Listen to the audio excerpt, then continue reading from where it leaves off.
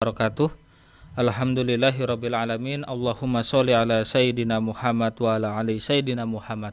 Dipancar luaskan dari Jalan Masjid Silaturahim nomor 36 Kalimanggis Cibubur Bekasi. Kita kembali lagi berjumpa dalam program Kesehatan Islami edisi Sabtu 28 Jumadil Akhir 1444 Hijriah 21 Januari 2023 Masehi dengan tema gagal ginjal akut bersama RM Alfian dari Rumah Sehat Indonesia. Langsung saja ikhwan dan akhwat, kami akan menyapa narasumber kita Pak Alfian yang kita telah terhubung melalui aplikasi Zoom. Assalamualaikum warahmatullahi wabarakatuh Pak Alfian. Waalaikumsalam warahmatullahi wabarakatuh. Sehat Pak Alfian? Alhamdulillah. Alhamdulillah. Mohon maaf Pak Alfian, tadi ada sedikit gangguan teknis nih Pak Alfian. Ya, saya juga mohon maaf telat ya. Karena ngurus Baik, pasien itu biasa. nggak apa-apa Pak Alfian, kami memahami. Baik, langsung saja Pak Alfian ya dengan tema kita tentang masalah gagal ginjal ini, bisa dengan pemaparannya. Silakan Pak Alfian. Baik. Assalamualaikum warahmatullahi wabarakatuh. Waalaikumsalam. Alhamdulillahirrahmanirrahim. Wassalatu wassalamu ala asyrofil mursalin wa ala alihi washabbihi ajmain amma ba'du. Alhamdulillah, kita pujikan puji syukur pada Allah Subhanahu wa taala atas berkat rahmatnya kita dapat berkumpul di sini ya, berkumpul di Zoom ini, dan tidak lupa kita sampaikan salam dan salam kepada junjungan kita Nabi besar Muhammad SAW beserta keluarga dan sahabatnya. Nah, kenapa saya akan membahas tentang gagal ginjal akut ya? Karena berapa bulan ini banyak sekali pasien saya yang sudah kreatin uriumnya naik ya. Ada yang sampai 300 ya uriumnya, kreatinnya 12,9 ya. Fungsi ginjalnya hanya GFR-nya itu 6 ya, HB-nya juga udah turun ya. Datang bengkak ya, bengkak, napas sesak ya. Alhamdulillah sekarang sudah 7 kreatinnya, uriumnya sudah 148 ya, fungsi ginjalnya udah meningkat 9 ya. Ada hasil labnya dari lab terkenal ya. Dan ada lagi yang datang yang masih so-so, yang masih aman ya, tapi sudah kreatinnya sudah meningkat ya, uriumnya juga meningkat ya. Jadi bukan satu pasien, jadi banyak pasien sudah ya. Di sini juga ada hasil labnya ya. Mudah-mudahan ya, makanya saya angkat tema ini ya, supaya kita menjaga ginjal kita ya, menjaga ginjal kita, edukasi supaya jangan sampai kronik. Karena kalau sudah kronik ya, sudah menciut ya, itu akan sulit ya. Saya juga akan mikir untuk ngobatin karena ginjalnya sudah menciut ya, sudah terganggu fungsinya ya. Kalau masih akut ya, masih belum menciut, walaupun dia sudah kreatinnya tinggi, itu masih bisa, insya Allah biiznillah ya. Oke. Nah, apa yang dikatakan ginjal, bentar saya kecilkan dulu ya, gagal ginjal akut ini ya, di mana organ ginjal ini tidak dapat berfungsi secara tiba-tiba dengan waktu kurang dari 3 bulan ya. Nah, karena ginjal ini memfilter, menyaring ya, kalau dia tidak ada saringan ya, seperti mobil punya saringan oli ya, olinya nggak pernah diganti filternya ya, pasti akan jadi kental ya, akan mengakibatkan rusak ya, piston-pistonnya ya, mobilnya rusak ya. Sama juga tubuh kita ya, dia tidak bisa menyaring, membuang limbah ya, akhirnya numpuklah di tubuh kita ya, numpuklah racun-racun, jadi asam ya, asidosis metabolik ya. Nah, limbah itu numpuk, bengkak, kencingnya susah ya. Akhirnya apa? Nanti napasnya sesak karena sudah terendam ya, edema ya, asites ya, bengkak ya, terus nafas tersengah-sengah, mual, gatal-gatal ya. Nah, terus anemia ya, pasti begitu nanti Iya. ke depannya ya. Oke. Nah, ada derajat dari gagal ginjal ya. Kalau misalnya derajatnya masih di atas 90. Nah, ini hasil lab ya. Jadi kalau kita nge-lab, ada di fungsi ginjal namanya GFR, laju filtrasi glomulus ya. Dia di atas 90 masih bagus. Ya, alhamdulillah saya kemarin saya juga cek 6 bulan atau setahun saya cek. Saya masih 118 ya kalau nggak salah ya kemarin ya. Nah, terus dia kerusakan yang masih setengah-setengah lah di bawahnya ya, masih middle ya, masih middle up dikit ya, 60, 89. Nah, kalau sudah moderate ya, 30, 59. Kalau sudah di bawahnya lagi 15 sampai 29. Nah, ini ada kegagalan ginjal. Pasien saya kemarin sampai 6 ya, itu. Tapi alhamdulillah sudah meningkat 9 ya. Oke. Nah, sekarang ya apalagi sekarang ya kalau kalau ini riset tahun 2018 ya. Nah, sekarang lebih banyak lagi ya. Tidak bisa dikatakan sedikit lagi karena sudah banyak orang konsumsi produk jadi ya. Produk jadi yang mengandung gula tinggi ya. Karena arteri renalis itu akan mengalirkan darah ke ginjal. Nah, kalau arteri renalisnya terganggu karena gula atau diabetes, ya pasti akan nutup jalur darahnya. Akhirnya ginjal terganggu. Darah itu membawa nutrisi dan oksigen. Ya, kalau nutrisi oksigen tidak terpenuhi, pasti ginjal akan terganggu. Eritropoietin ini juga akan terganggu. Ya, pasti akan terganggu. Semuanya terganggu. Ya. Nah, jadi sekarang lebih banyak lagi. Ya, apalagi sekarang banyak yang ya sintesis ya yang macam-macam lah ya akhirnya side efeknya ke ginjal kerja ginjal berat ya.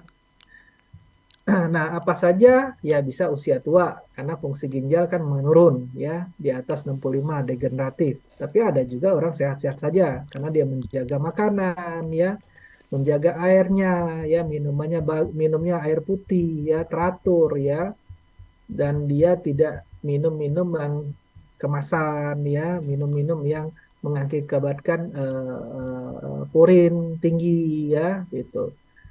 Faktor pekerjaan, misalnya dia sering berhubungan dengan bahan kimia ya, obesitas ya karena lemak itu bisa nekan ya jalur arteri ya maupun vena ya.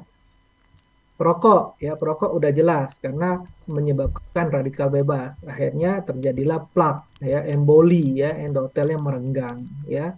Tekanan darah tinggi, ya karena sudah jelas angiotensinogen itu akan dari liver, dia akan berhubungan dengan ginjal, berhubungan dengan paru-paru, ya. Nah, tekanan darah tinggi pasti akan mengganggu ginjal, ya, udah jelas, ya. Terus penderita diabetes yang tadi saya jelaskan di awal, udah jelas juga karena diabetes itu membuat karamel, ya gulanya numpuk di tubuh dia, di badan dia, ya. Nah tadi juga ada pasien saya diabetes, ya kakinya luka, ya bolong, ya. Tadi kayaknya sudah dikasih gambar ya perubahannya saya nggak motoin, jadi keluarganya yang motoin, ya nanti saya upload di YouTube saya. Jadi sudah mulai ada dagingnya. Dari bolong putih tidak ada daging, sekarang sudah mulai ada vaskularisasi. Sudah ada pembuluh darahnya. Ya sudah mulai nutup. Ya. Terus terdapat kelainan pada sistem kalau saluran kemih. Ya misalnya batu ginjal. Nah batu ginjal itu akan mengganggu fungsi ginjal. Karena dia akan menggesek-gesek ginjal. Ya akhirnya ginjal itu inflamasi. Ya akhirnya ginjal itu rusak ya.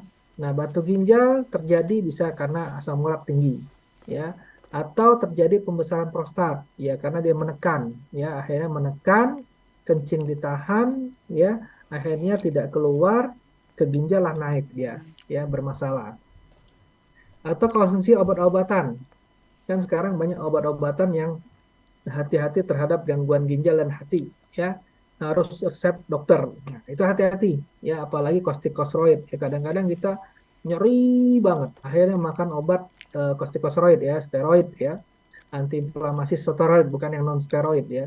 Akhirnya pasti ke ginjal, ya Monfis ya. Oke, sakitnya simptomnya berkurang, tapi kan itu hanya simptom ya, maksudnya hanya menghilangkan rasa sakit. Ya, tapi sakit sebenarnya tidak disembuhkan ya. Akhirnya ginjal yang kena ya. Oke. Nah, efek dari ginjal tadi pasti akan terjadi kelelahan, cepat lelah, ya. Terus anemia, ya. Orang ginjal kalau sudah dia mendekati kronik, ya apalagi kronik, ya, itu pasti HB-nya rendah karena dia tidak bisa memfilter membalikan lagi darah itu ke jantung. Ya, akhirnya dia akan anemia. Orang anemia itu indikasinya bisa dia wasir, pasti anemia, atau ada pendarahan di lambung, atau ginjal, ya. Makanya kalau dia tidak ada keluhan lain, curigain ginjal, ya, suruh dia periksa lab, ya, lihat fungsi ginjalnya, ya, atau dia USG, ginjal itu sudah mengecil atau enggak, ya, ukuran ginjal itu 12, 11,5, 3,5 tebalnya, terus lebarnya 6, ya, itu. Baik, Pak Alfian, Jadi, mau izin bertanya Hah? Pak Alfian sebelum Hmm. melanjutkan pemaparannya. Penyebab ginjal mengecil dan tanda-tanda ginjal mengecil ini apa saja Pak Alfian? Nah, ginjal ini silent banget ya. Dia kalau masih di bawah 2 itu belum keganggu banget ya. Tapi kalau sudah mulai di atas 2 kreatinnya, maksudnya kreatinnya ya, uriumnya tuh di atas ya 60, baru dia merasa ya, biasanya sudah merasa kelelahan ya, sering mual ya, terus juga mulai ada bengkak di kaki ya. Nah, ini yang kita mau jabarkan tadi ya. Nah, jadi dia mulai ada anemia, nanti ya mulai darahnya rendah, darah HB-nya ada rendah ya, bukan tensinya ya. HB-nya rendah ya. Terus mulai nanti buang air kecilnya susah ya, sulit. Makanya di medis akan diberikan pelancar kencing ya, lasik atau furosemid biasanya supaya lancar alirannya. Cuman lasik furosemid jangka panjang ada efek sampingnya juga, asam uratnya bisa meningkat ya. Nah, terus dia pasti sesak. Kenapa sesak? Karena kan airnya sudah naik ke atas. Nah, ada pasien saya kemarin tuh, dia udah nggak bisa tidur, nggak bisa telentang. Dia tidurnya cuma segini. Ya cuman ya 30 derajat lah. Ya, kalau lebih dari 30 derajat sesak dia. Karena airnya sudah, kalau orang berenang, terendamnya dari luar. Tapi ini terendamnya udah di dalam. Ya, airnya sudah naik ke atas. Kalau kita ronsen, itu kelihatan airnya. Ya, terendam airnya. Putih, ya, itu. Nah, tekanan darah meningkat.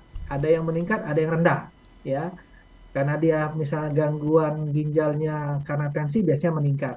Ya, terus bengkak. Ya, nah pada anggota tubuhnya biasanya di bawah dulu. Ya, di kaki dulu.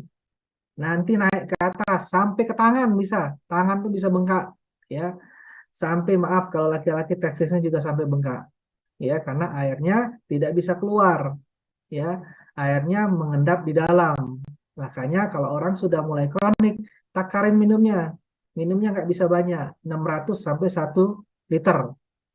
Jadi kencing harus lebih banyak daripada minum. Ya, sudah mulai ditakarin. Ya, nanti kalau saya ada ada clue-nya, ada SOP-nya. Ya, kalau memang orang ginjal. Ya, nanti dia mual karena dia asidosis metabolik, ya asam, ya asam, asam di darahnya itu asam, ya. Sakit kepala otomatis itu ya. Hiperkalemia, kaliumnya tinggi, ya. Nah, itu mengganggu jantung sudah mulai, ya. Oke, nanti ngigau, kadang-kadang ngigau, ya. Oke, komplikasi yang terjadi ya sudah sebagian disebutkan tadi ya, pembengkakan ya, peningkatan tekanan darah ya, elektrolit, peningkatan kalium, fosfat, asidosis metabolik sudah saya sebutkan semua tadi ya. Mual nyeri perut ya, tidak nyaman, penimbangan cairan di paru-paru, sesak tadi sudah disebutkan juga, peradangan pada otot jantung tadi sudah saya sebutkan juga ya, kekurangan darah, anemia ya, gangguan ginjal permanen, gangguan ginjal kronik. Nah, kalau sudah kronik agak repot untuk diperbaikin. Oke. Makanya kita tiap 6 bulan atau setahun boleh periksa lab ya untuk menjaga-jaga karena dia silent ya sampai dia tinggi baru ketahuan. Oke. Nah, pengobatannya bagaimana? Ya, kalau dari medis biasanya kurangnya asupan nutrisi dan kebutuhan cairan sesuai dengan kebutuhan yang ditakarin minum tadi ya. Kalau ada infeksi ya obatin infeksinya ya. Nah, tapi kalau obat infeksi antibiotik kadang-kadang bermasalah. Dia kencingnya jadi susah, makanya kalau bisa herbal-herbal ya. Karena dia akan mengganggu biasanya kalau antibiotiknya yang mengganggu akhirnya kencingnya sulit. Ya, itu banyak terjadi ya. Nah, banyak juga orang bilang jadi 7,9 ya. Ada labnya saya ya punya apa hasil salinan kopian labnya. Nah, kalau memang herbal bermasalah pasti ginjalnya akan makin rusak. Kreatin urinnya makin tinggi ya. HB-nya juga makin rendah. Itu HB-nya meningkat sudah ya, sudah 10, berapa ya. Dan orangnya masih berobat sampai sekarang ya. Baru-baru ya, anak muda ya. Nah, terus menggunakan obat-obatan yang memang diperlukan ya sesuai gejala. Tapi hati-hati antibiotik ya. Terus ya kalau di medis biasanya hemodialisa ya cuci darah. Kalau untuk yang kronik ya. Karena ginjal kita digantikan mesin ya. Makanya sebelum terjadi kronik kita obatin ya jangan sampai ginjal kita digantikan mesin ya. Karena itu hanya menggantikan bukan mengobatin. Oke. Nah, penjagaan gagal ginjal akut ya, hindari faktor risiko dan penyebabnya. Misalnya tensi tinggi, kita rendahin.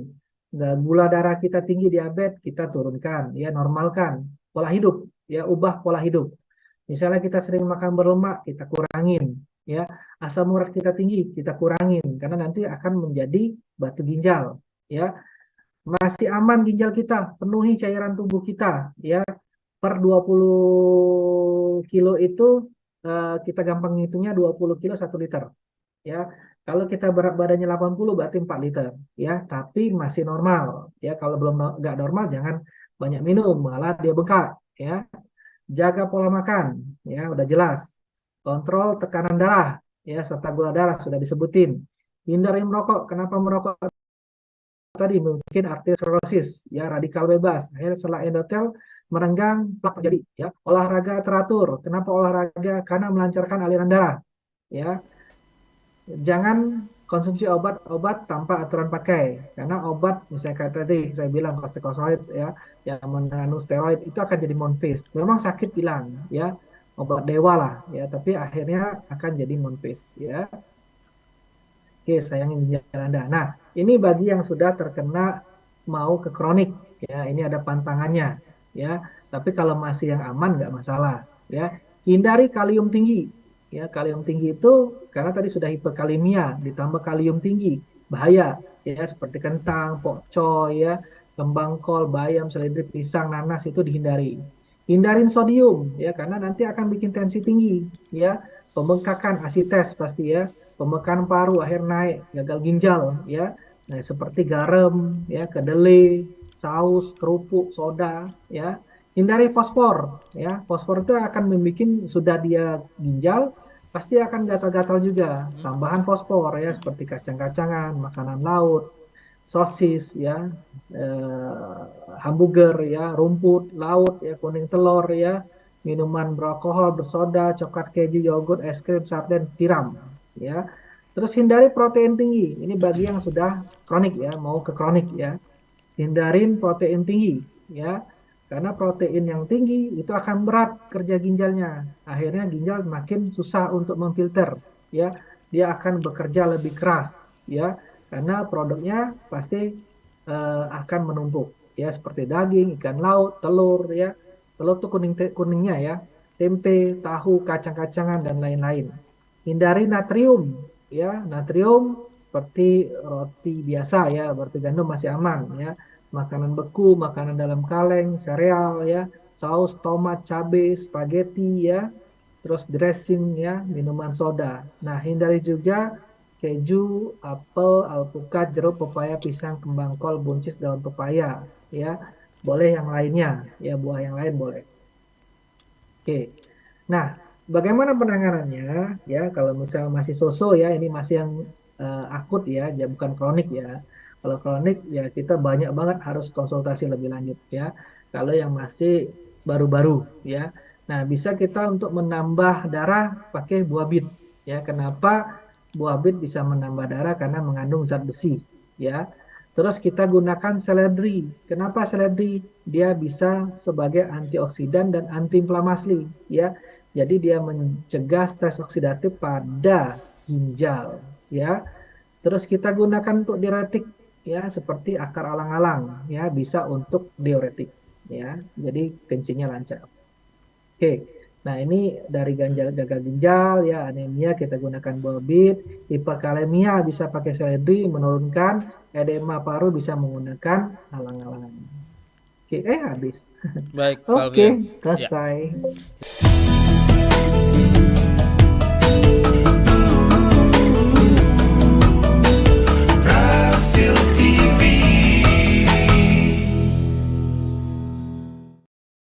Dia silaturahim untuk Islam yang satu, ikhwan dan akhwat yang dirahmati Allah Subhanahu wa taala. Terima kasih Anda masih bersama kami dalam program Kesehatan Islami bersama Alfian dari Rumah Sehat Indonesia. Kita akan ke pertanyaan pertama Pak Alfian. Oke. Dari Bapak Mugi di Tangerang. Assalamualaikum warahmatullahi wabarakatuh. Waalaikumsalam warahmatullahi wabarakatuh. Izin bertanya Pak Alfian, apabila terapi membersihkan ginjal dengan cara minum air kelapa hijau yang direbus dulu dengan sabut kelapanya, apakah ini efektif untuk membersihkan ginjal? Terima kasih. Ya, jadi kalau untuk cairan nggak masalah karena kan kita minum air kelapa itu kan kencing ya. Tapi bagi orang yang asam uratnya agak tinggi ya, air kelapa itu akan meningkatkan asam urat. Biasanya begitu. Ya, jadi kalau yang ada asam urat konsumsi air kelapanya ya kalau pengen sedikit aja, jangan terlalu banyak ya. Karena nanti akan meningkat. Ya, ada orang-orang tertentu dia akan meningkat.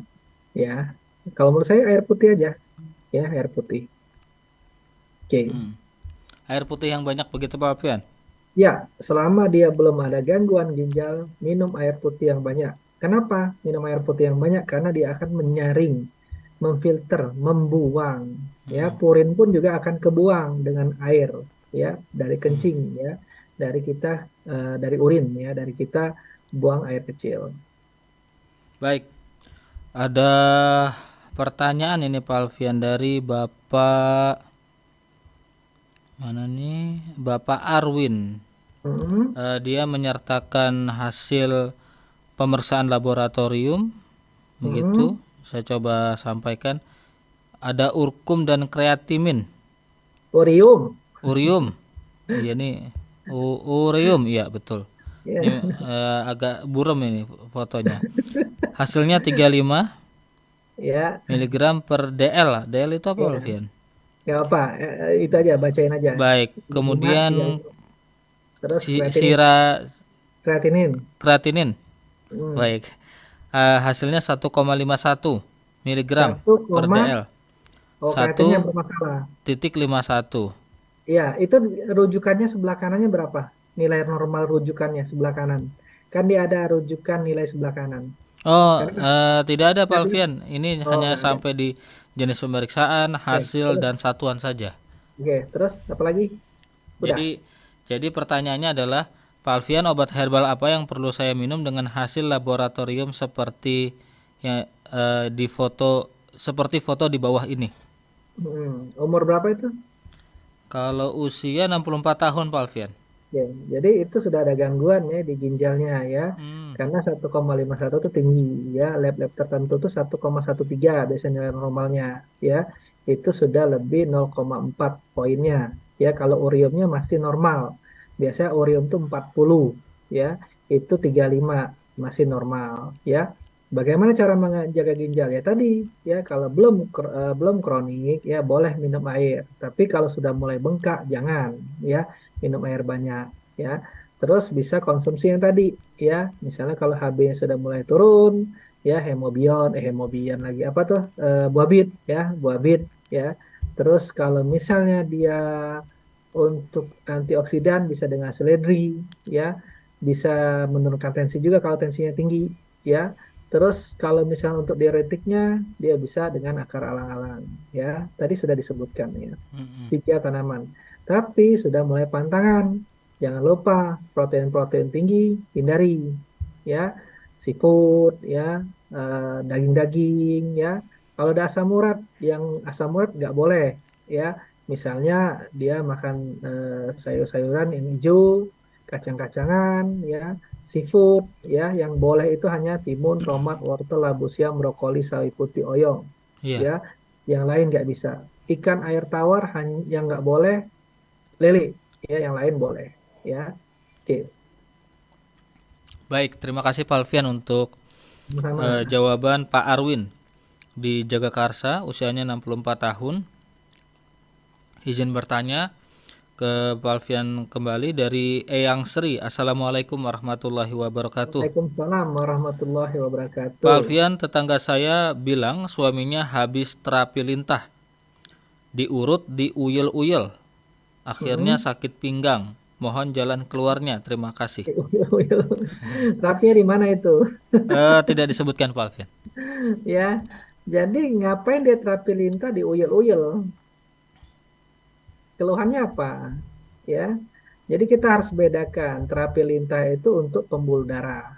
Ya, kalau misalnya dia ada gangguan stroke, ya gangguan jantung, ya gangguan kolesterol, hipertensi, asam urat, diabetes, boleh pakai terapi lintah. Asalkan kalau dia diabetes, gulanya tidak tinggi. Karena kalau gulanya tinggi, kita terapi lintah, lukanya sukar sembuh, sulit sembuh, ya. Nah, ini ada pasien saya barusan tadi ngefotoin saya, ya Alhamdulillah dari yang lubangnya ada nanah, sekarang sudah terjadi vaskularisasi epitelisasi, ya, sudah merah, dia nanahnya sudah berkurang, ya nanti saya upload lah, ya. Nah, terus kalau kita uyel-uyel itu apa maksudnya? Maksudnya kan uyel-uyel kan dipijit, ya, berarti ya. Mm-mm. Nah, kalau dia ada masalah posisi tulang atau dia trigger point atau dia spasme, boleh ya dibenarkan posisinya. Ya, tapi ada caranya, ada tekniknya. Nah, kayak tadi kan barusan ada pasien saya dia skoliosis ya. Selama ini dia salah ya. Jadi skoliosisnya itu yang atasnya itu bendingnya ke kanan, yang torakalnya, Mm-mm. yang lumbalnya itu bending ke kiri. Nah, selama ini dia kan ketarik tuh, berarti yang bending ke kanan itu yang sakit sebelah kiri, ya. Ya dipijitlah terus sebelah kiri, tambah bengkok, ya. Yang bawah karena lebih pegelnya sebelah kanan karena bendingnya ke kiri, diurutlah sebelah kanan, tambah bengkok lagi, ya. Jadi harus berlawanan, ya. Makanya kalau orang skolosis atau ada saraf kejepit, nggak boleh penekanan yang kuat, kecuali dia tahu anatomi tubuh, ya. Dia tahu posisi tulang yang bengkok, ya, yang menekan, ya. Atau di situ ada spondilolisthesis, ya, atau ada HNP, ya, atau dia tahu jalur-jalur otot ya. Nah, otot mana yang bengkak misalnya ya. Dia ada hubungan itu otot panggul dengan otot pinggang ya. Latimus dorsi itu ada hubungan dengan gluteus juga ya. Ada juga hubungannya dengan gastruk ya, dengan hamstring ya. Makanya kadang-kadang orang HNP itu dia menjalar ke bawah ya. Nah, makanya dengan terapi itu kita kombinasi ya. Nah, itu akan bagus. Nah, tadi saya juga nggak ngerti, maksudnya terapi lintah di uyel-uyel diapain ya. Kalau Iya, saya nggak pernah nguyel-nguyel begitu ya. Kalau memang terapi lintah ya udah terapi lintah. iya. Tapi kalau memang dia perlu tulang ya tulang. Ya, tidak harus semua orang terapi lintah enggak. Ya, Mm-mm. sesuai kondisi keluhannya. Nah, apalagi orang ginjal di terapi lintah, ya sudah lah, pingsan dia. Ya, Hmm, orang ginjal itu kan anemia. Diambil darah, pingsan dia. Ya, iya. itu ya. Oke, kalau Baik. orang ini saya herbal aja, ya. Mm, baik. Terima kasih untuk jawabannya Pak Alfian. Iya. Kita ke Ibu Jamilah. Assalamualaikum warahmatullahi wabarakatuh. Waalaikumsalam warahmatullahi wabarakatuh. Kang Alfian yang dirahmati Allah Subhanahu wa taala. Amin. Amin ya Allah. Izin bertanya, suami saya usianya 66 tahun. Hmm. Sebulan lalu hasil lab di klinik gula darah 568. Wais, tinggi banget. Hmm. Minum air putihnya itu bisa 3 liter sehari semalam. Sering pipis. Yang ingin saya tanyakan, kalau pengen pipis air kencingnya langsung keluar tidak bisa ditahan, kenapa? Terima kasih. Ya, jadi gula tinggi itu udah tinggi banget ya 500 ya. Itu harus cepat segera diobatin ya, karena enggak kolaps ya. Karena dia nggak minum aja, kalau gula tinggi segitu pasti dia poliurin, ya kencing-kencing terus. Karena Allah ciptakan tubuh kita nih homeostasis ya seimbang. Jadi apabila ada yang berlebihan ya gula di dalam tubuh berlebihan akan dikeluarkan di urin otomatis ya. Makanya dia sering haus, sering kencing, sering lapar karena tidak jadi energi ya. Akhirnya dilaparan terus ya. Karena yang dimakan dia tidak jadi energi, malah gulanya menumpuk. Nah, ini saya belum tahu ini tipe 2 atau tipe 1 ya. Gulanya baru kena di atas umur 40 atau 30 atau di bawah itu. Kalau di bawah itu biasanya dia tipe 1. Tapi dia di atas 30 kena biasanya tipe 2 ya karena Hmm. pola hidup ya. Nah, dia udah bermasalah dengan gulanya tinggi. Ya, itu udah pasti kencing. Ya, pasti kencing. Ya, sering kencing. Ya, ditambah lagi dia minumnya 3 liter tadi. Ya, otomatis nggak bisa nahan. Ya, caranya apa? Normalkan dulu gula darahnya. Ya, coba cek HbA1c-nya. Berapa HbA1c-nya? Ya, cek dulu HbA1c atau sudahlah kita obatin dulu kan 500 itu ya. Turunkan dulu gula darahnya. Ya, pertama makanannya diedukasi. Ya, yang manis-manis sudah off. Ya, baik madu, baik kurma, ya buah yang manis itu nggak bisa. Ya, dia harus buahnya alpukat, ya, pir, apel, jambu kristal, pepaya, stroberi, ya, apalagi bengkuang, yang lain nggak bisa. Cake, kue-kue yang mengandung karbo sudah off, ya, ganti dengan gandum, ya, ganti dengan beras merah boleh karena mengenyangkan, tapi banyak juga naik gulanya. Jadi makanya pagi itu kalau dia mau putih telur dia Hmm. makan, ya, 3 boleh. Terus ada roti gandum satu boleh, ya.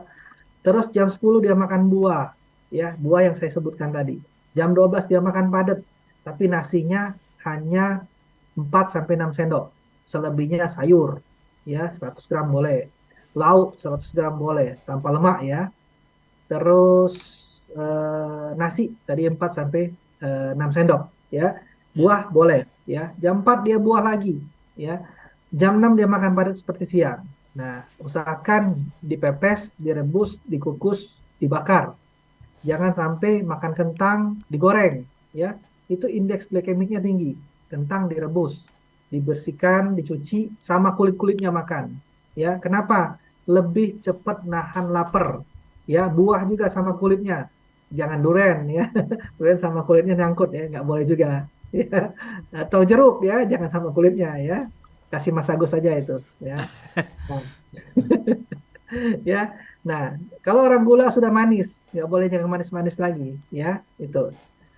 Nah, ikutin itu 1 minggu pasti ada perubahan, ya. Terus obatin, ya, boleh dengan rebusan sambiloto, rebusan brotowali, kayu manis, ya, daun sendok, apalagi, sambiloto sudah saya sebutin tadi ya. Sudah. Apalagi untuk gula, eh, Pulau Sari, ya, itu bisa turun, ya. Oke, next. Baik. Terima kasih Pak Alvin atas jawabannya. Ada Ibu Anggit.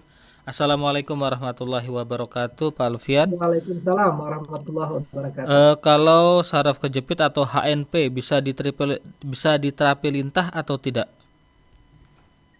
Tadi saya sudah jelaskan, ya, boleh ditampil lintah, tapi maksudnya manfaatnya apa, ya? Kita saraf kejepit itu kan posisi, ya, anatomi tubuhnya, tulang belakang itu kejepit, ya, bisa lumbar, bisa torakal, bisa servikal, ya. Nah, kalau kejepit, benerin kan, ya, intinya benerin. Nah, boleh setelah dibenerin kita mau TENS, boleh untuk masal ototnya, kita jarum akupuntur boleh, ya. Nah, terapi lintah buat apa? Ya, kalau untuk inflamasi oke lah, ya. Untuk pembuluh darah oke lah. Tapi kalau menurut saya nggak perlu terapi lintah juga bagus. Tadi pasien saya udah lama datang, dia dari kursi roda, jalan sudah, alhamdulillah, ya. Udah setahun nggak kesini, ya, dia pesan herbal aja, ya. Mm-mm. Nah, alhamdulillah sudah bisa jalan. Alhamdulillah, doain. Makanya saya senang banget tuh ngobatin orang. Kita didoain, ya, didoain, dikasih makanan lagi, dikirimin ya. Heeh. Padahal bayar, coba yang kan luar biasa kan. Kita Allah kasih jalannya, Allah kasih ilmu ya. Itu. Nah, jadi ada hal yang kita harus kerjakan, ada yang nggak perlu. Ngapain semua diterapi kalau hasilnya juga maksudnya nggak efisien, efektif maksudnya, ya.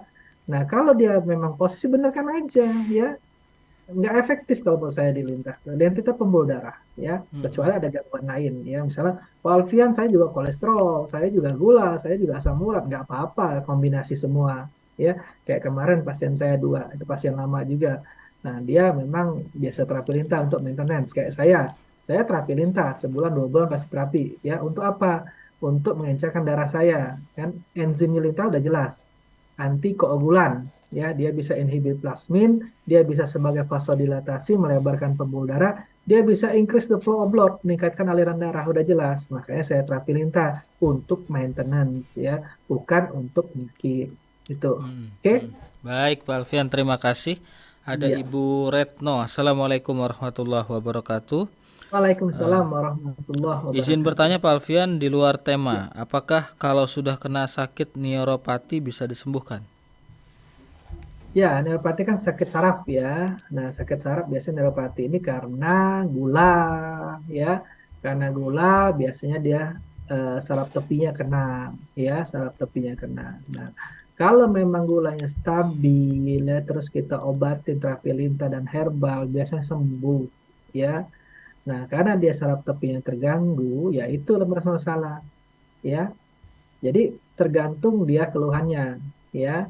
Nah, tapi kalau dia menjalar beda lagi ceritanya, ya itu sarafnya, ya saraf yang di dalam, ya biasanya itu HNP, ya kejepit, ya itu. Oke, Baik, terima kasih Pak Alfian. Ada sama-sama. Ibu Tini. Assalamualaikum warahmatullahi wabarakatuh. Waalaikumsalam warahmatullahi wabarakatuh. Pak Alfian minum obat darah tinggi saya minum obat darah tinggi seumur hidup. Apakah obat itu bisa menyebabkan kerusakan ginjal? Seberapa banyakkah sebaiknya seseorang itu minum air putih setiap hari? Ya, kalau dia minum air putih, tadi sudah saya sebutkan gampang carinya 20 kilo 1 liter, ya. Tapi kalau tidak ada gangguan ginjal dan lainnya, ya kalau dia nggak bisa kencing jangan minum banyak, ya bengkak nanti ya. Dia misalnya pompa jantungnya lemah, ya minum banyak, bengkak juga, ya nggak bisa naik dia ya, edema juga, ya bagi yang normal, ya. Terus obat tensi seumur hidup, ya, ya banyak juga yang konsultasi dengan saya, ya dilema juga, ya, termasuk kakak saya yang dokter spesialis radiologi sub anak, ya sub anak, ya dia berobat ke saya akhirnya dengan herbal, ya. Jadi mau nggak mau, kalau kita nggak turunkan tensi, ginjalnya keganggu, ya ginjalnya pasti akan terganggu kalau tensinya nggak turun, ya. Tensi tinggi bisa bengkak jantungnya, kardiomegali, ya. Tensi tinggi bisa elongasi aorta, tensi tinggi bisa pembuluh darahnya jadi rapuh, bisa pecah, ya, bisa hemoragik, ya, pecah pembuluh darah otaknya, ya. Nah, harus kita turunkan, ya. Nah, obat kalau masih kecil 5 mili masih aman, ya. Nah, kalau bisa digantikan dengan herbal, kenapa tidak? Ya, gantikan dengan herbal karena mekanisme farmakologinya sama. Herbal memang lambat kerjanya, kalau medis cepat. Tapi jangka panjang menurut saya gantikan herbal. Tapi pelan-pelan kalau sudah biasa medis, pelan-pelan digantikan, diselingin ya dengan jeda waktu. Sudah stabil baru gantikan herbal ya. Nah, herbal aman jangka panjang. Saya sudah menggunakan herbal 13 tahun ya. Alhamdulillah lab saya bagus. Fungsi ginjal saya 118 ya. Nyata aman. Fungsi hati saya juga aman ya. Makanya orang banyak bilang herbal itu bisa merusak ginjal. Kata siapa? Mungkin ada oknum yang menggabungkan herbal dengan bahan kimia obat. Nah, sekarang banyak banget ya yang beredar pakai nama-nama, maaf ya, nama-nama sesuatu lah gitu ya. Isinya obat. Kemarin tuh ada adik ipar saya, dia makan herbal, itulah herbal namanya ya. Sakit kakinya ya, langsung makan itu hilang. Saya langsung, wah ini nggak beres nih, saya bilang. Curiga gitu ya? Curiga, nggak mungkin Ya. herbal itu langsung cespleng. Sini dong, saya buka kapsulnya. Saya buka lah kapsulnya. Memang dibalurin dengan temulawak sama kunyit, baunya saya tahu, ya. Tapi di dalam itu ada butiran-butiran putih, ya. Kemungkinan, ya, golongan son-son-son lah, kemungkinan, ya. Golongan steroid, kortikosteroid pasti, karena dia cespleng. Nah, itu jangka panjang akan kena nanti ginjalnya, ya. Nah, kata siapa herbal itu berbahaya? Karena kita penelitian. Sebelum kita uji efikasi, kita tuh uji toksisitas dulu. Nggak ada langsung, nggak ada uji langsung efikasi, toksisitas dulu. toksisitas jangka pendek, jangka panjang, menengah, ya kita coba dulu ke tikus ya. Ada nggak LD50-nya mati nih, si tikusnya 50 dari tikus mati. Kalau nggak ada, boleh naik ya. Uji preklinik, sudah uji preklinik, uji klinik ya ke manusia ya. Jadi nggak ada, ya saya nggak tahu oknum mungkin ya. Kalau saya belajar di UI begitu ya, ya karena kita jelas ya. Jadi ada toksisitasnya dulu ya. Oke, itu kali ya. Oke, terima kasih Pak Alfian. Kita ke dua pertanyaan terakhir Pak Alfian. Siap. Karena sudah di menit-menit terakhir, ada Ibu Tini. Assalamualaikum warahmatullahi wabarakatuh. Waalaikumsalam warahmatullahi wabarakatuh. Minum obat darah tinggi seumur, oh sudah ya Pak Alfian, obat herbalnya yang tadi Pak Alfian sampaikan, yang saya tahu rebusan air daun salam. Boleh. Daun salam buat apa? Tadi Ibu Tini itu bertanya tentang seberapa banyakkah sebaiknya seseorang itu minum air putih setiap hari. Sudah tadi sebutkan. Sudah ya. Jadi kalau kata Bu Tini ini, yang saya tahu itu rebusan air daun salam. Gimana Pak Alfian? Buat apa maksudnya? Tidak Tujuannya? tidak tidak Tujuannya. dijelaskan. Oh, tidak jelaskan. Jadi, Ya. daun salam itu bisa menurunkan asam urat, bisa menurunkan gula, Mm-mm. ya. Kalau kolesterol nggak begitu kuat, ya. Boleh konsumsi daun salam, tapi nggak boleh juga banyak, ya. Dia menurunkan leukosit, sel darah putih, ya. Harus dikombinasi, ya. Boleh dengan tapak liman, boleh dengan ciplukan, ya. Tapak liman bingung, ciplukan aja deh, Ya, ciplukan, terus ciplukan. apa lagi ya, bawang putih kalau nggak ada Mm-mm. alergi, ya Mm-mm. boleh karena dia antioksidan, ya karena dia leukosit akan turun nanti kalau sering-sering ya, tapi nggak apa-apa kalau digabung, tambah kunyit ya kalau dia ada lambung ya, kalau tensinya rendah tambahin garam dikit ya. Jadi herbal itu kombinasi aja, misalnya dia Mm-mm. ada keluhan asam urat, ada keluhan gula, dia pengen daun salam ya. Tapi daun salam ini menurunkan leukosit ya. Nah, bisa kita tambahkan dengan yang lain aman ya, tapi dosisnya kita sesuaikan. Kalau saya membuat formula gitu, misalnya kita perlu meniran. Nah, meniran itu jangka panjang bisa impoten ya bagi laki-laki ya. Nah, tapi bisa kita kombinasi. Yo, kalau dia mau impoten, kita kasih yang top ya. Misalnya kita tambahin tapak liman, kita tambahin purcen, kita tambahin adas, kita tambahin cabai Jawa, kan aman ya. Mm-mm. Sama kayak orang mau BAB nih, susah. Dia makan daun jati Belanda atau daun jati Cina, pasti moncor. Tapi Mm-mm. dia minum daun teh, ya Ah, kan? Nggak jadi kan moncornya. Daun iya. teh itu membuat tanin. Tanin itu membuat pengerasan feses, ya. Tidak terjadilah feses itu cair. Nah, gitu Mas, Mm. ya mekanismenya, ya. Baik Pak Oke. Alfian. Pertanyaan terakhir, Ibu Nia, glaukoma apakah bisa dengan terapi lintah? Terima kasih. Kalau dia belum rusak saraf matanya, ya masih bisa, termasuk saya. Saya dulu tekanan bola mata saya 25, ya waktu SMA apa kuliah, saya lupa ya. Nah, 25. Yang sebelah kiri itu 20 berapa, pokoknya antara 25 sama 22 saya lupa. Kan tingginya itu kan apa tuh, tekanan bola mata itu nggak boleh lebih dari 20. Ya, saya terasa udah nyeri di sini, ya sakit, ya. Sakit, terasa nyeri, ya. Nah, kalau nggak diobatin dia akan mengalami kebutaan, ya. Hmm. Karena dia merusak saraf mata, tekanan bola mata itu. Nah, sebenarnya sama logiknya, ya. Dokter spesialis mata pasti akan mentoreh ya di situ ya bagian-bagian yang memang terganggu ya. Nah, kenapa dengan terapi lintah bisa membantu ya? Karena lintah itu mengancamkan aliran darah. Kalau dia ada tersumbat ataupun nutrisinya kurang, dia akan melancarkan situ. Nah, setelah saya terapi ya, akhirnya tekanan bola mata saya rendah. Nah, di medis dikasih obat lah, namanya T lah dalamnya, dalam pertamanya, dalam huruf pertama ya. Dikasih itu terus ya. Saya akhirnya mikir, nggak mungkin lah ya kalau begitu terus. Oh, cari saya mikroorganisme, jurnal-jurnalnya saya cari. Oh, ternyata bisa ya. Hmm. Ternyata bisa dan terbukti di saya sendiri. Ya, tekanan bola mata saya sekarang 17 ya. Hmm. Tapi dengan syarat belum rusak saraf matanya. Kalau sudah rasa saraf matanya udah rusak, kebutaan tidak bisa ya, paling nyerinya akan berkurang ya sakitnya akan berkurang. Oke. Baik, terima kasih Pak Alfian. Itu dia pertanyaan terakhir di kesempatan siang hari ini, dan satu komentar dari Bapak Muas di Batam. Eh, Kalau masih konsumsi mungkin karbohidrat begitu ya, jangan Hmm. minum dulu setelah makan. Kasih jeda 30 menit sampai 1 jam, biarkan enzim di mulut yang bekerja. Ini saya dapat dari saran ulama dahulu Pak Alfian. Insya Allah Hmm. yang saya dulu pernah katakan, dulu saya pernah gulanya itu 500, sekarang 173. Ya, yang Mm-mm. penting kunyahnya lama. Ya, kalau kita Kunyahnya nggak mau lama. jeda minum, minum nggak jeda minum ya, kunyahnya itu lama.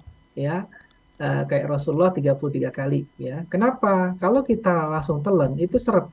Akhirnya nggak minum, sesak lah pasti ya, nggak bisa napas nanti bahaya. Ya, syarat dia mau jeda, kunyah yang lama. Mm. Ya, kunyah yang lama sampai dia benar-benar terblender dengan enzim kita. Ya, nah, itu aman ya kalau mau minum mau berjeda. Itu. Ya, kenapa gula darahnya turun? Karena kan sudah cepat kenyang, udah Iya, turun duluan paling lama ya gitu. Sebenarnya baik. benar. Rasulullah itu udah benar sebenarnya. Nah, kita aja suka bandel ya. Baik, Pak Alfian, terima kasih banyak Iya. atas pemaparan dan juga tausiahnya, memberikan nasihat tentang masalah kesehatan kepada kita semua. Akhirnya Ya. Pak Alfian mungkin bisa ditutup dengan kesimpulan. Oke. Jadi kita bahas tadi tentang gagal ginjal akut ya. Jadi sayangilah ginjal Anda sebelum ginjal itu bermasalah ya. Jadi kenapa? Karena ginjal itu tidak ada obatnya nanti. Pasti akan digantikan mesin dengan HD ya, kecuali dicangkok ginjalnya ya. Nah, kita jagalah minum ya kalau kita memang masih aman, masih normal ya. 20 kilo itu 1 liter ya. Terus makanan-makanan yang meningkatkan purin, meningkatkan gula darah, meningkatkan tensi ya, meningkatkan lemak itu kita kurangi ya. Berusaha kita kurangi. Mungkin dari 100% kita kurangi 50% atau sampai kita kurangi 30% ya jadinya 30% ya. Kenapa? Ya pasti dari makanan ya atau tensi yang tinggi ya. Itulah ginjal kita pengaruh, tensi tersumbat ya karena diabetes ya, karena apalagi tadi yang saya sebutkan ya, asam urat ya jadi batu ginjal ya itu. Nah, jadi sayangilah ginjal kita. Nah, sekarang minum-minum yang kemasan kurangi ya karena gulanya tinggi. Lihat aja di ingredientnya. Ada saya baca minuman wadah kotak ya, gulanya itu 40 gram. empat Oh, puluh gram 4 sendok, Mas. eh, Kemasannya cuma 250 mili. Coba eh. bayangkan. Itu makan gula apa minum gula Pak Alfian? Bener, Mas. Bener. Kalau nggak percaya, cek deh. Ya, main ke supermarket sekarang. Ya Ya, Allah. gitu ya. Baik, Oke, mungkin baik. itu aja ya. Baik, terima kasih Pak Mohon Alfian maaf. atas Ya, nasihatnya. Ikhwan dan akhwat, sama. demikian program kita di siang hari ini bersama Pak Alfian dari Rumah Sehat Indonesia. Rumah Sehat Indonesia, ikhwan dan akhwat, dapat Anda kunjungi di Jalan Ruyung nomor 7, Pondok Kelapa, Kecamatan Durensawit, Kota Jakarta Timur. Anda bisa menghubungi Pak Alfian langsung di nomor handphonenya 0813 8326 2040, 0813 8326 2040. Akhirul kalam, kami yang bertugas mohon undur diri. Mohon maaf atas sedikit gangguan teknis yang terjadi pada siaran hari ini. Ikhwan dan akhwat, mudah-mudahan Anda dapat menyimaknya dengan baik, dan tentu saja kami berharap dapat mengambil hikmah dan juga manfaat dari apa yang disampaikan oleh narasumber kita Pak Alfian dari Rumah Sehat Indonesia. Dari studio kami undur diri, billahi taufik wal hidayah. Wassalamualaikum warahmatullahi wabarakatuh.